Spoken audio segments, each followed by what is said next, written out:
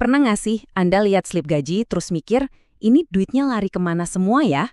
Oke, hari ini kita bakal bongkar satu ide besar. Kenapa gaji tinggi itu nggak selalu bikin Anda kaya? Kita akan sama-sama menaiki sebuah tangga. Tangga menuju kebebasan finansial yang sesungguhnya. Yuk kita mulai. Aneh kan rasanya? Angka di rekening kelihatannya gede, tapi kok di belakang kepala tuh ada aja rasa was-was. Kalau Anda ngerasain ini, tenang. Anda nggak sendirian. Ini tuh paradoks yang dialami banyak banget orang. Dan sebentar lagi, kita akan lihat kenapa ini bisa terjadi, dan yang paling penting, gimana cara keluarnya. Nah, rasa cemas itu datangnya dari sebuah ilusi yang, wah, meyakinkan banget. Sebuah jebakan yang kita semua pernah, atau mungkin malah sekarang lagi, masuk ke dalamnya. Ini dia bagian pertama kita, ilusi pendapatan tinggi. Ini dia nih, biang keroknya. Kita sering banget silau sama tebalnya slip gaji. Ironisnya, banyak profesional yang gajinya gede banget itu ternyata cuma beberapa langkah dari kesulitan finansial kalau tiba-tiba keran pendapatannya mampet. Karena kuncinya bukan berapa banyak yang Anda hasilkan, tapi berapa banyak yang Anda simpan dan kembangkan. Oke, sekarang ayo kita bedah perbedaan paling fundamental di dunia keuangan. Satu konsep yang kalau Anda benar-benar paham, ini bakal mengubah segalanya, yaitu perbedaan antara pendapatan dan kekayaan.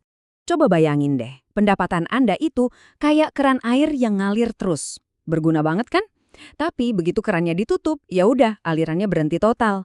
Nah, kekayaan itu beda. Kekayaan itu kayak tandon air yang Anda bangun pelan-pelan. Kalaupun kerannya berhenti, Anda masih punya cadangan air yang banyak. Intinya gini, pendapatan itu aktif, bisa hilang kapan aja. Sementara kekayaan itu pasif dan dia bertahan lama. Oke, jadi kita mau bangun tandon air itu. Tapi gimana caranya? Tenang, untungnya ada peta yang jelas banget buat kita ikuti.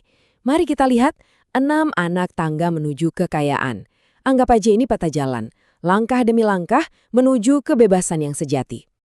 Anggap aja ini tuh GPS finansial Anda.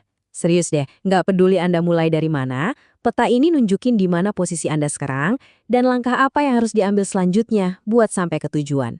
Yuk kita naikin tangga ini bareng-bareng. Langkah pertama, hidup dari gaji ke gaji. Tahu kan rasa deg-degan tiap akhir bulan. Langkah kedua, kebebasan belanja.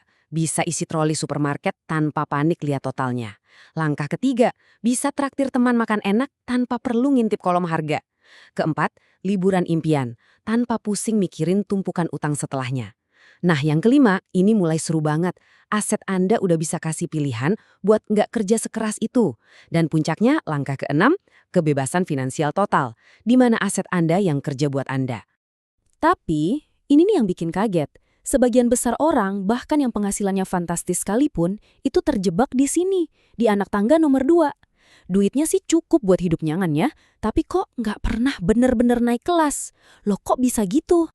Jawabannya ada di satu penghalang yang kelihatannya sepele, tapi kuatnya luar biasa, yang nahan orang buat naik. Namanya adalah jebakan gaya hidup, atau yang kerennya disebut lifestyle creep. Ini bukan soal kurang duit, sama sekali bukan.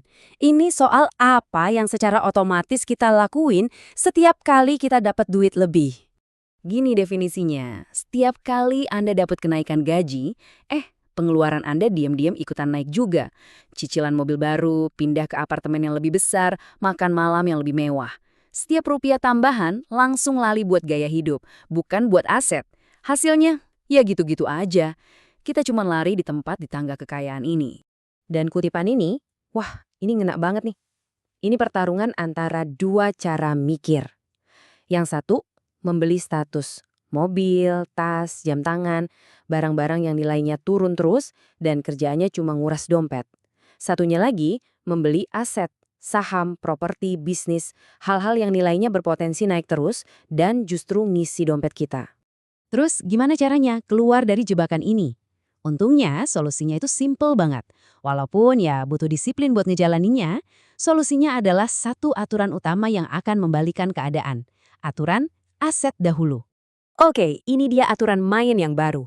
Sebelum Anda upgrade gaya hidup, sebelum mobil baru, sebelum pindah rumah, sebelum liburan mewah, tanya dulu ke diri sendiri satu pertanyaan simple. Bulan ini gue udah beli aset belum? Jadikan ini kebiasaan, fokus utama Anda, dan lihat aja nanti perubahannya. Terus, aset itu apa sih? Gampangnya gini, aset itu apapun yang masukin duit ke kantong Anda, bahkan pas Anda lagi tidur. Bisa saham, bisa bisnis, atau properti sewaan. Ini kebalikan total dari barang-barang status, yang tugasnya cuma satu, ngeluarin duit dari kantong Anda. Oke, jadi saya mau tinggalin Anda dengan satu pertanyaan ini. Bukan lagi kapan ya saya mulai, tapi apa?